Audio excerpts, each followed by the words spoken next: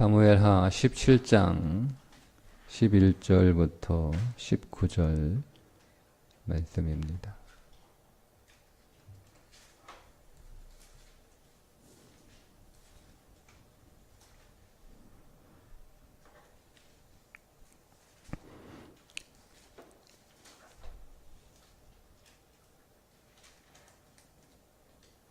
나는 이렇게 계략을 세웠나이다. 온 이스라엘을 단부터 부엘세바까지 바닷가의 많은 모래같이 당신께로 모으고 친히 전장에 나가시고 우리가 그 만날 만한 곳에서 그를 기습하기를 이슬이 땅에 내림같이 우리가 그의 위에 덮여 그와 그 함께 있는 모든 사람을 하나도 남겨두지 아니할 것이요.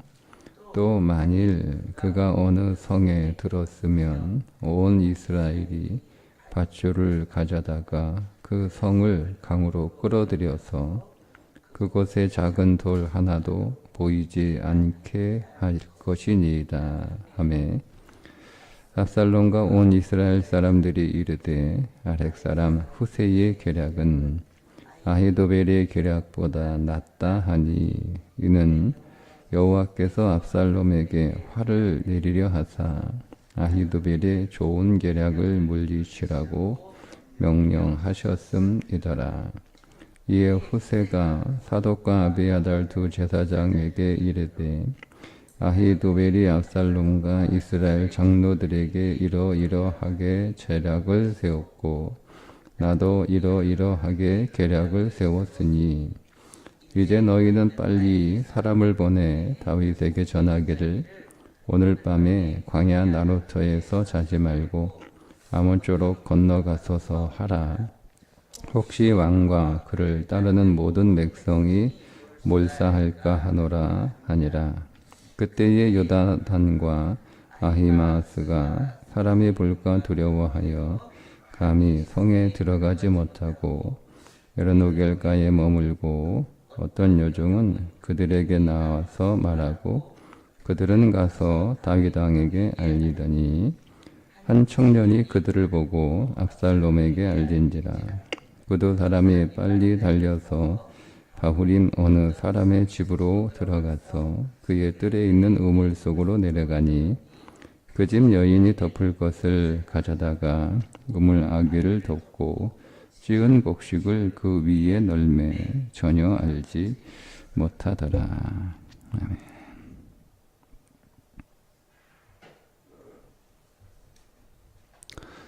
오늘 말씀은 다윗을 공격하려고 하는 승리의 모략, 후세이의 모략인데 후세이의 모략이 아히도벨의 모략보다 더 낫다는 내용입니다.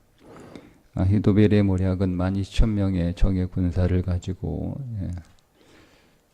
당장 출발해서 정신없이 아무것도 준비되지 않은 다윗을 기습작전으로 공격하자는 내용이었고 후세는 12,000명 가지고는 안 되니까 단부터 부엘세바까지 모든 군사들을 모아 그 군사들을 압살롬이 친히 이끌고 공격하면 제 아무리 다윗이라 할지라도 빠져나올 수 없을 것이라는 모략인데 그 모략을 듣고 많은 사람들이 아히도벨보다 후세의 모략이 더 낫다 이런 내용입니다.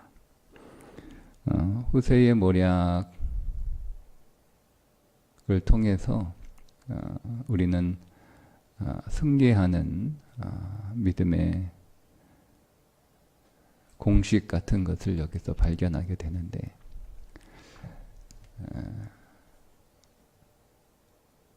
일단은 아히도벨과 후세의 모략을 듣고 사람들이 후세의 모략이 더 낫다.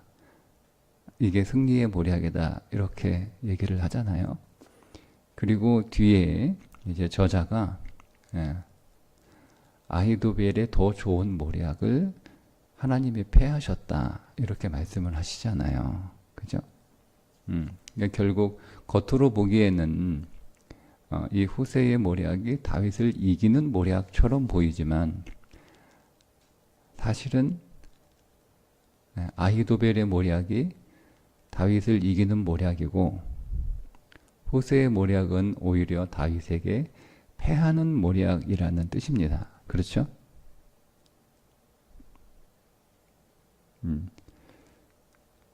그 말은 다윗에게 이기는 것이 지는 거고 다윗에게 지는 것이 승리한다는 거예요. 다윗이신 예수 그리스도에게 지는 것이 우리가 승리하는 믿음의 방식이고 다윗을 이기는 것이 우리가 패배하는 방식이라는 뜻입니다. 그러니까 우리는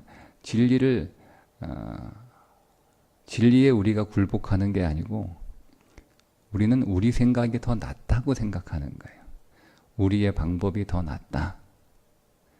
내가 진리보다 더 위에 있다. 근데 그게 승리하는 것처럼 보이지만 표면적으로는 승리하는 거잖아요. 아히도벨의 그 모략대로 12,000명의 정예 군사를 이끌고 가서 정신없을 다윗 왕만 죽이면 그 전쟁은 충분히 승리할 수 있다. 근데 그게 이제 객관적으로 하나님 보시기에도 더 좋은 모략이다 이렇게 말씀을 하셨으니까. 근데 그게 사실은 패배하는 전략이라는 거죠. 진짜 승리하는 전략은 우리가 진리에 굴복하는 거예요. 진리에 순종하는 거예요. 그게 더 좋은 전략이라는 겁니다. 근데 오늘 이 후세의 모략을 통해서 그러면 우리가 진리에 패배하는 그러나 그 패배가 우리 인생의 승리라고 하는 역설 그 후세의 전략은 무엇인지를 우리가 살펴보면 우리의 삶 속에 우리가 결국 승리하는 인생에 어떤 원리들을 적용해야 되는지를 자세하게 볼 수가 있습니다. 이거는 우리가 인생에서 승리하는 영적인 법칙들이에요. 그러니까 세상에서 이거는 통하지 않아요. 그러니까 이렇게 성경을 이해했네라고 보시면 그냥 잠깐 거기서 끝나는 건데 실질적으로 여기서 나오는 후세의 영적인 승리의 법칙들은 우리의 삶 속에 사실은 적용하기 어려워요. 왜냐하면 겉으로 보면 말은 좋은데 신앙의 언어로 교회에서 얘기하니까 말은 좋은데 사실은 이길 수 있는 법칙처럼 보이지 않거든요. 그러니까 여러분 그러니까 성경에서 해석하는 거니까 말은 좋은데 여러분 이렇게 생각하지 마시고 이게 정말 믿음으로 승리하는 그러니까 다윗에게 패배한 다윗인 예수 그리스도께 패배하는 전략이고 이 패배하는 전략은 사실은 오늘 우리의 인생에서 승리하는 영적인 법칙이다. 여러분 이렇게 보셔야 오늘 내용을 좀 더 실제적으로 이해하실 수 있습니다. 그렇지 않으면 그냥 좋은 해석 한 번 더 들었다 이렇게 끝나는 거예요. 자, 후세가 이제 이렇게 얘기를 합니다. 11절에 나는 이렇게 계략을 세웠나니 온 이스라엘을 단부터 브엘세바까지 바닷가에 많은 모래같이 당신께로 모으고 친히 전장에 나가시라. 자, 단에서부터 단은 이스라엘의 최북단을 단이라고 하거든요. 그리고 브엘세바는 최남단이에요. 그러니까 최남단과 최북단의 지명을 거론하면서 모든 이스라엘의 모든 군사들을 다 동원해라 이런 의미인데 이 장소가 가지고 있는 의미를 좀 묵상해 보면 단은 판단하다 뜻이에요. 판단하다.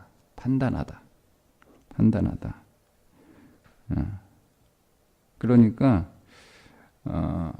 우리가 이 땅을 살아가면서 우리의 모든 판단과 모든 판단은 다 끝났다고 여러분 믿으셔야 됩니다. 나에 대한 모든 판단은 즉 나에 대한 모든 심판은 어디에서? 십자가에서 끝났습니다. 그리고 예수 그리스도가 우리의 편이라고 하는 것이 이미 십자가에서 결론 났잖아요. 십자가가 여러분 예수가 우리의 편이라는 거예요. 그가 우리를 위하여 십자가에 죽으심으로 예수 그리스도가 우리를 향해서 뭐라고 선언하시고 약속하시는가 하면 나는 영원히 네 편이다. 예, 만왕의 와신 예수 그리스도가 영원히 우리 편이다라고 하는 선언이 십자가의 사건입니다. 그러니까 이미 십자가에서 결정이 난 거예요. 예수 그리스도가 우리의 편이고 그리고 오늘 우리의 모든 심판은 다 끝났다라고 하는 것, 이 믿음이 오늘 우리 안에 승리를 가져오는 첫 번째 믿음인 거죠. 그 다음에 부엘세바인데, 부엘세바는 우리가 뭐 맹세의 우물 이렇게 번역을 하거든요. 예. 부엘은 우물이라는 뜻이고, 세바는 일곱이란 뜻인데 보통 맹세라고 하는 의미로 사용을 합니다. 그러니까 완전한 맹세. 그러니까 여러분, 십자가에서 오늘 주님이 오늘 우리들에게 하신 그 모든 약속은 완전한 약속이며 완전한 맹세라는 거예요. 그런데 그 맹세, 그 언약이 오늘 우리 가운데 역사를 하려면 이 우물이라고 하는 뜻은 때로는 교제라는 의미로도 사용을 합니다. 그러니까 우리가 그리스도와 교제를 통해서 그 언약이 나를 위한, 나를 향한, 나에 대한 언약이고, 그리스도가 십자가에서 오늘 나를 축복하시겠다라고 맹세하셨다라고 하는 것은 우리가 지식으로 배워서 그냥 우리가 머릿속에 기억하고 있는 것으로는 안 된다는 거예요. 여러분, 우리가 들은 설교의 내용들을 여러분 다 아시잖아요. 지금 오늘 제가 하는 이 설교 역시 이미 했던 내용이고 여러 번 반복했던 내용들이기 때문에 기억력이 좋은 분들은 다 기억할 수 있어요. 다 생각이 나요. 그런데 그것이 우리의 삶 속에 역사하지 못하는 이유는 내가 그분과 교제하지 않는 거예요. 여러분, 우리가 우리 자녀들이 부모가 자신을 사랑한다라고 하는 것, 나를 위해 부모가 헌신하고 희생한다라고 하는 것을 다 압니다. 다 알아도 그 부모와 교제하지 않는 자녀는요, 부모가 자기에게 해 줄 수 있는 또 해 주어야 되는 그 모든 맹세와 언약들이 그 안에서 실제적으로 느껴지지 않아요.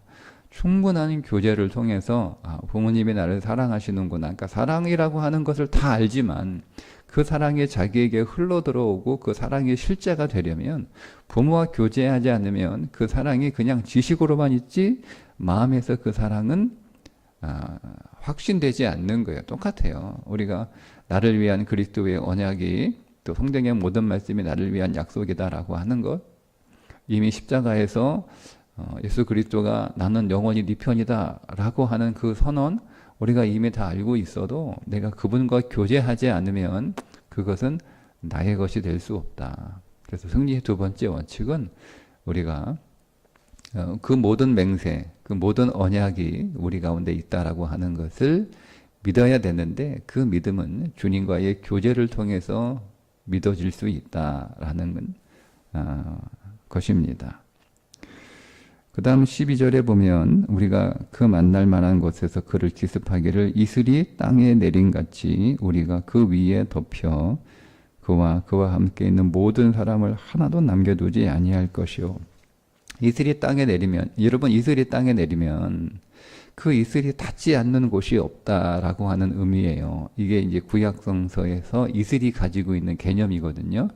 이슬이 내린다라고 하는 것은 은혜가 내린다라고 하는 뜻이고, 굳이 그 은혜를 이슬로 표현한 것은 이슬이 내리면 산천초목 어느 것 하나 다 하나도 빠짐없이 다 이슬에 젖잖아요. 그러니까 그런 이미지를 가지고 이슬을 사용을 하는 거예요.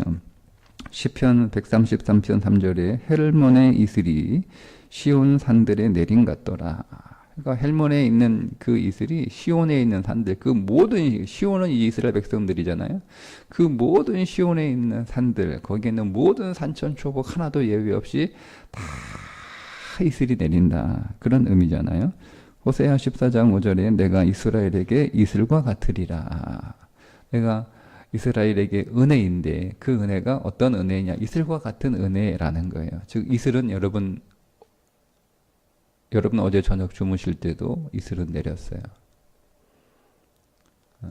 여러분들이 이슬을 내리기 위해서 밤새 이슬이 내리나 안 내리나 걱정도 하지 않았고 그냥 편안하게 주무신 것처럼 은혜는 그냥 우리가 아무것도 하지 않는, 우리가 자고 있는 그 사이에도 우리에게 은혜가 내리고 있는 거예요. 이슬이 내리고 있는 것처럼. 예. 그런데 여러분, 오늘 우리가 아침에 일어나면 우리가 또 이제 하루 종일 우리가 어떻게 살아야 되나 뭐 해야 되나 제일 먼저 걱정하면서 눈을 뜨고 걱정하면서 하루를 시작을 하잖아요. 그런데 우리가 편안하게 아무것도 하지 않고 잠만 자는 그 시간에 이미 밤새 우리의 살아갈 이 하루의 땅 위에 이슬이 내려져 있는 거죠. 은혜가 부어져 있다는 거예요. 그 사실을 믿는 거예요. 밤새 오늘 내가 살아갈 이 하루의 삶에 밤새 이슬이 내어서 그 이슬이 쌓여 있다. 그 이슬로 내가 살아갈 이 하루의 삶이 이미 적셔져 있다라고 하는 것을 믿는 거예요. 그 믿음으로 하루를 시작하는 거죠. 주님이 오늘 내 인생 안에 이슬이 내릴 것인가, 은혜가 내릴 것인가, 혹은 안 내릴 것인가, 이런 막연함으로 시작하는 게 아니고 밤새 이미 오늘 우리의 삶 속에 내가 깨어나 보니 온 산천초목에 하나님의 은혜, 하나님의 이슬이 다 내려서 그 하나님의 이슬이 닿지 않는 곳이 하나도 없구나 라고 하는 그 믿음으로 하루를 시작하는 거예요. 그러니까 여러분, 그 산천초목조차도 하나님의 이슬이 닿지 않는 곳이 없는데 어찌 하나님의 사랑하는 백성, 하나님이 사랑하고 기뻐하시는 하나님의 자녀들에게 어찌 여러분 그 이슬이 안 내렸겠어요. 그 믿음을 가지고 이 하루를 시작하는 것이 세 번째 승리의 법칙입니다. 그리고 13절에 또 만일 그가 어느 성에 들었으면 온 이스라엘이 밧줄을 가져다가 그 성을 강으로 끌어들여서 그곳에 작은 돌 하나도 보이지 않게 할 것이니이다. 만약에 이제 다윗이 성으로 피신하면 그 성을 밧줄로 묶어가지고 그 성을 끌어다가 강으로 집어넣어 버리면 그 성 안에 있는 돌 하나 남지 않고 이길 수 있다. 이제 이런 의미인데 여기에 밧줄이라고 하는 단어가 제일 처음 나오는 것이 출애굽기 28장입니다. 대제사장의 에봇을 만들 때 흉배를 에봇에 이렇게 매잖아요. 그때 매는 그 줄이 성경에서 제일 먼저 여기 나오는 밧줄하고 똑같은 단어입니다. 그러니까 성경에서 나온 밧줄이 최초 쓰인 곳은 대제사장과 관련해서 사용되었습니다. 에봇을 흉배를 에봇에 이렇게 달아매는 줄이죠. 그죠? 네. 그러니까 여러분 그 에봇 위에 흉배의 위치는 예수님의 가슴 위치예요. 가슴 위치. 그게 흉배의 위치입니다. 그러니까 이 밧줄은 절대 끊어지지 않는 줄인데 요한복음 10장 28절에 주님이 이렇게 말씀하세요. 내 손에서 너희들 빼낼 자가 없다. 왜요? 우리는 주님의 가슴에 새겨진 존재들이기 때문에 그렇습니다. 그러니까 여러분, 그리스도인은 주님이 기억하는 인생이 아니에요. 그리스도인은 주님의 가슴에 새겨진 인생이에요. 여러분, 우리가 기억하는 사람과 우리는 사람을 두 군데 기록하는 거예요. 어떤 사람은 머리에 기록된 사람이 있고요. 어떤 사람은 가슴에 기록된 사람이 있어요. 우리가 머리에 기록된 사람은요, 그 이름을 시간을 지나면 이름이 잊어버려요. 저도 지금 졸업하고 지금 오래된 학교에서 같이 공부하고 같이 밥 먹고 같이 예배하고 같이 신앙생활 훈련하고 했던 우리 동기들, 선배들, 후배들 4년 동안 뭐 이렇게 같이 지냈는데요. 지금 이름은 잘 기억이 안 나요. 어디서 들어본 것 같기도 하고 뭐 이렇게 하는데요. 근데 그때 제 가슴에 새겨졌던 사람들은요, 절대 잊을 수가 없어요. 그러니까 오늘 우리의 이름이 누구 어디에 예수님의 머릿속에 예수님의 기억 속에 기록되어 있는 그런 이름이 아니고 우리의 이름은 어디에 예수님의 가슴에 기록된 이름이다라고 하는 믿음이에요. 그래서 그 예수님을 어떻게 하는 거예요? 내 손에서 너희를 빼앗을 자가 없다라고 예수님이 말씀하시는 거잖아요. 왜요? 우리의 이름이 어디에 기록되어 있기 때문에 예수님의 마음에 기록되어 있기 때문에 우리를 예수님에게서 빼앗을 수 있는 자가 하나도 없다는 거예요. 이 믿음의 믿음. 나는 예수님의 그 머리 좋은 그 기억력 속에 기록된 이름이 아니고 단순히 그럼에도 불구하고 내가 너희를 잊지 아니하리라 이렇게 말씀하시는데 내가 너희를 기억하리라 이렇게 말씀하시는데 예수님의 머릿속에 기록이 돼도 예수님이 우리를 잊어버리지 않으시는데 우리의 이름은 예수님의 머릿속이 아니라 예수님의 마음속에 기록된 이름이니 어떻게 예수님이 오늘 우리의 이름을 잊어버리시겠는가. 그죠? 그러니까 머리로 생각하는 것과 마음에서 그 사람을 느끼는 것은 다르잖아요.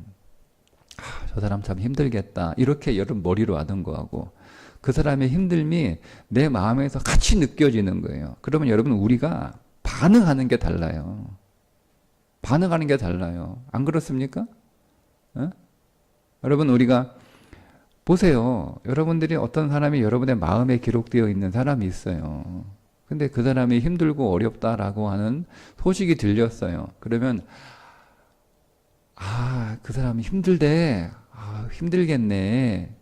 이게 머릿속으로 기록된 사람에 대한 반응이잖아요. 근데 마음에 기록된 사람이 힘들대라고 하면 그 힘듦이 내가 느껴지잖아요. 얼마나 힘들까? 얼마나 고통스러울까? 얼마나 답답할까? 얼마나 두려울까? 얼마나 이게 느껴지잖아요. 우리 어떻게 해요? 가만히 있습니까? 달려간단 말이에요. 이게 머릿속에 기록된 이름과 마음에 기록된 이름의 차이인데 우리가 예수님의 그 마음에 기록된 존재라는 거예요. 그러니 우리의 고통을 약속하시나요? 우리를 위하여 말할 수 없는 탄식으로 우리와 같은 심정으로 기도하신다라고 하신 이유가 우리의 이름이 그분의 마음속에 기록되어 있기 때문에 그런 거예요. 그러니 여러분 주님의 마음속에 우리의 이름이 기록되어 있고 우리가 설사 두렵고 힘들고 어려운 상황 가운데 처해 있다면 어렵겠네 라고 그렇게 생각하시는 정도로 끝내시는 게 아니고 우리의 고통과 우리의 아픔과 우리의 슬픔과 우리의 두려움과 우리의 모든 걱정을 그분도 동일하게 느끼시는 거예요. 그래서 우리와 같은 심정으로 하나님 앞에 중보하며 기도하시는 그분이 어찌 우리를 위하여 달려오지 않으시겠는가 라고 하는 이 믿음이 승리의 법칙이라는 거예요. 그래서 아히도벨의 모략보다 후세의 모략이 더 좋다 이렇게 얘기를 하는 거예요. 근데 그것은 누구에게? 다윗인 그리스도께 패배하는 전략이란 말이에요. 그러니 우리가 영 안에서 이 전략을 보지 못하면 이것을 우리에게 적용하지 않습니다. 우리는 다 어떤 적용을 하고 살아요? 아히도벨의 전략을 적용하고 살아갑니다. 진리를 이기려고 합니다. 여러분 아히도벨과 후세의 어법이 달라요. 어법이. 압살롬에게 자신들의 전략을 얘기하는 어법이 달라요. 후세는 이렇게 아히도벨은 이렇게 얘기합니다. 1절과 2절에 보면 아히도벨이 또 압살롬에게 이르되 이제 내가 사람만 2,000명을 택하게 하소서. 오늘 밤에 내가 일어나서 다윗의 뒤를 추적하여 2절에 그가 공고히 권하고 힘이 빠졌을 때 기습하여 그를 무섭게 하면 그와 함께 있는 모든 백성이 도망하리니 내가 다윗 앞만 쳐 죽이고 이렇게 나옵니다.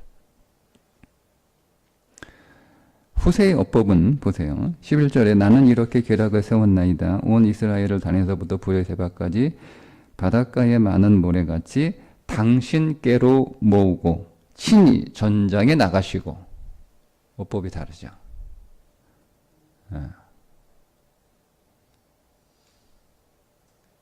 그러니까 여러분, 우리는 내 생각, 내 계획, 내 전략, 내 방법, 이것이 더 옳다고 생각하는 거예요. 주님이 우리에게 가르쳐 주신 인생의 승리 정략보다. 그래서 우리는 어느 쪽을 따라가요? 아이도벨 쪽을 따라가는 거예요. 그래서 그런 선택을 하는 거예요. 육신의 선택을 하는 거예요. 네. 그건 뭐와 같냐? 이제 내일 때 나오겠지만, 아이도벨이 자기의 전략이 수용되지 않고 후세의 전략이 받아들여졌다라는 소식을 듣고, 아, 이 전쟁 끝났구나 하고 이제 사살합니다. 우리가 망하는 건 스스로 망한 거예요. 내가 잘못 선택해서. 내가 스스로 목매단 거예요. 내가 믿음의 방식대로 살지 않고 선택하지 않았기 때문에 일어난 자책입니다. 그러니 오늘 호세가를 통하여 우리에게 밝혀주시는 이 영적 승리의 법칙들, 여러분 꼭 기억하셔서 날마다 이것을 믿음으로 선포하시고 또 이렇게 믿음으로 이 하루를 살아가는, 우리가 할 게 없잖아요. 다 믿음이잖아요. 모든 심판은, 모든 판결은 다 끝났다. 예수 그리스도가 오늘 우리의 편이다 라고 이미 결정났다. 주님과 계속 교통하고 교제하자. 그분의 언약을 믿고 그분의 언약을 확신하자. 밤새 내가 잡고 있는 사이에 내 인생의 모든 삶의 구석구석 하나도 빠짐없이 이미 은혜가 내렸다.